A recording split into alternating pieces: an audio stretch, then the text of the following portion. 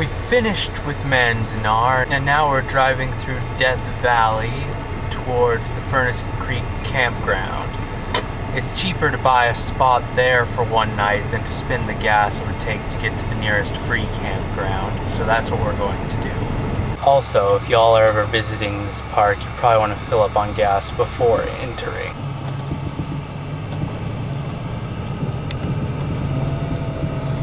Even for California, those prices are pretty high. This is not actually Death Valley. This is Panamint Valley. Death Valley is over the ridge of the Panamint Range up ahead. I always imagined Death Valley much like this, a wide, flat expanse of dirt flanked on two sides by rugged mountains. That is not very accurate. Although you can't see it in the video, these mountains are actually quite colorful, shaded with hues of red and green and orange besides the typical brown. Once you get into Death Valley itself, you see that the geology of the place, which is cited as the reason for making it a national park at all, is actually quite varied. Rocky mountains to volcanic craters to large sand dunes and salt flats.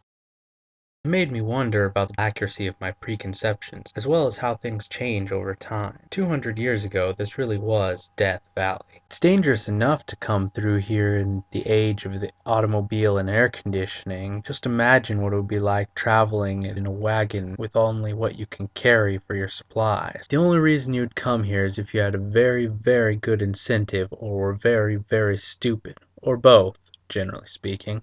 You'd have to be nuts to come out here just to gawk at its marvelous beauty for a day or two, let alone live here. High temperatures and lack of water still plague the area. Keep in mind that was taken on a spring morning in the shade. As an interesting aside, 91 is also the forecasted high for Temecula on the day of this video's upload, but that's not what we're talking about today. I want to talk about the most famous man who called this valley home. This mansion was built in the 1920s by a Chicago millionaire, Albert Johnson. But I'm getting ahead of myself. Let me start at the beginning. It all starts with Walter Edward Perry Scott, that dashing bloke in the woolen chaps, third from the right in this photograph, which was taken when he was one of the trick rider extras in Buffalo Bill's Wild West show. After leaving the troupe under, shall we say, less than ideal circumstances in the year 1900, Scotty mucked about at various trades unsuccessfully till one day he shows up in Chicago with a large gold nugget from a secret mine tucked away in the wilds of Death Valley, an area he had explored in his early teens as part of a crew surveying the California-Nevada border. Over the course of the next several years, various investors channeled thousands of dollars into Scotty's mine, but besides some publicity stunts, including one time when Scotty traveled from LA to Chicago in 44 hours and 54 minutes and thus breaking the previous record of just under 53 hours, the investors heard little from him. After a while, some of them wondered if the mine was even real, so in 1906 several of them went to California to inspect their holdings. Scotty and his brother Warner loaded the money bags into some cars and drove them into the valley, but as they were passing through Wingate Pass, bandits attacked. Apparently they'd heard Scotty was bringing some rich folk up to the valley and decided to seize the opportunity and started shooting. Scotty and Warner swiftly turned the cars around, but before they could hightail it out of there, Warner, who was driving one of the cars, was shot. Scotty heroically rushed to his brother's aid, dodging bullets as he ran to the other car, taking his brother in his arms and crying out, "Stop shooting, you fools! You hit Warner!" Immediately, the bandits stopped shooting and they were able to rush Warner to the hospital and save him. Most of the investors thought this was unusual behavior for desperados and quickly realized that this was an event staged to scare them away from a mine that most certainly did not exist. This is where Albert Johnson enters the story. Before he became a millionaire as president and joint owner of the National Life Insurance Company, Mr. Johnson studied at Cornell University to become a mining engineer, his dream to head west and be part of that quintessential culture of the American prospector. Unfortunately, his dream was shattered along with his spine in a train accident. Though paralyzed and predicted to die within the year, Johnson made a miraculous recovery. Sadly, his lifelong limp and other side effects from the injury would keep him out of the mines forever, so he moved to Chicago and got rich, but never lost his longing love of the West. So, in 1904, when he was approached by an intermediary to buy 1/3 of the mine of one Walter E. Scott, he jumped at the chance to be part of this adventure, albeit slightly second-hand. He was in one of those cars that day in Wingate Pass, but unlike the others, he still believed there might be gold in them hills despite the quite obvious fraud. For years Johnson and his various hirelings would come out to Death Valley and inquire about the mine, and for years Scotty would lead them on wild goose chases, make up lies, stall, and otherwise thwart their attempts to see their investment.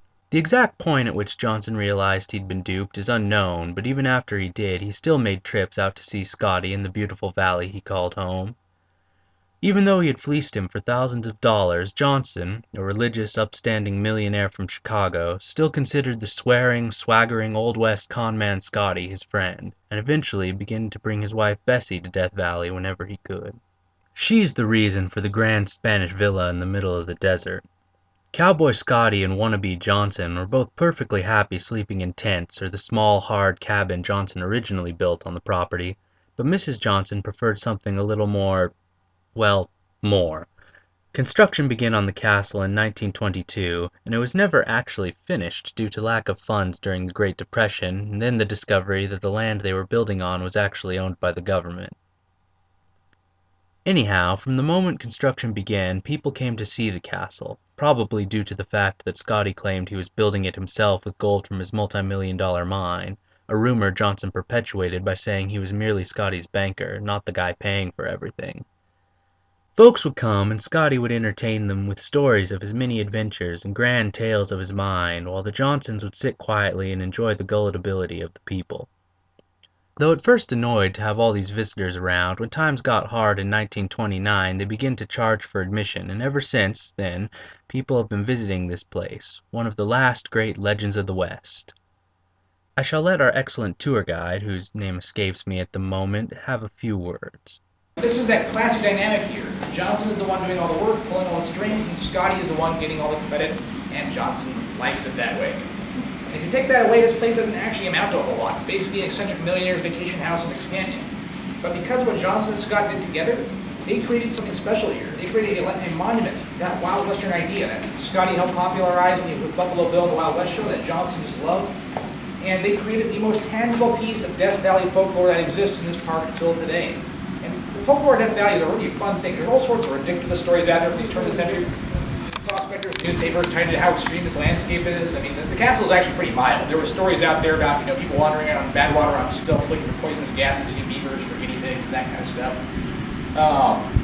But not a whole lot tangible left of them. Maybe a few shallow graves of the prospectors, or a few newspaper clippings here and there. But because of what Johnson and Scotty did together, their friendship, their business partnership, they transformed this homesteader's plot into a multi-million-dollar monument to the power of storytelling. They spent between $2 and $3 million on this place in the 20s and 30s. And because of that, we have it to enjoy today. And hopefully, as long as we do a good job of taking care of it, we'll have for generations to come. As the best example of that folklore is still on display here in Death Valley National Park. And that legacy and that tradition of folklore is, I think, one of the great things we can celebrate here. Death Valley is, for me, certainly an unexpected place, from the surprising beauty to the history that I had never heard of. As my prestigious colleague Mr. Sutherland once said, "Many see Death Valley now not as a desert oven, nor as a place of death. For those who seek them, Death Valley is a place to experience wildness and an open landscape that one can explore at will. Great personal pleasures can still be found here in taking the time to discover this place. A harsh land whose enduring beauty is preserved for all to see. And if thou hath the time and ability, methinks it would be a shame not to come and see it for yourself. V.F.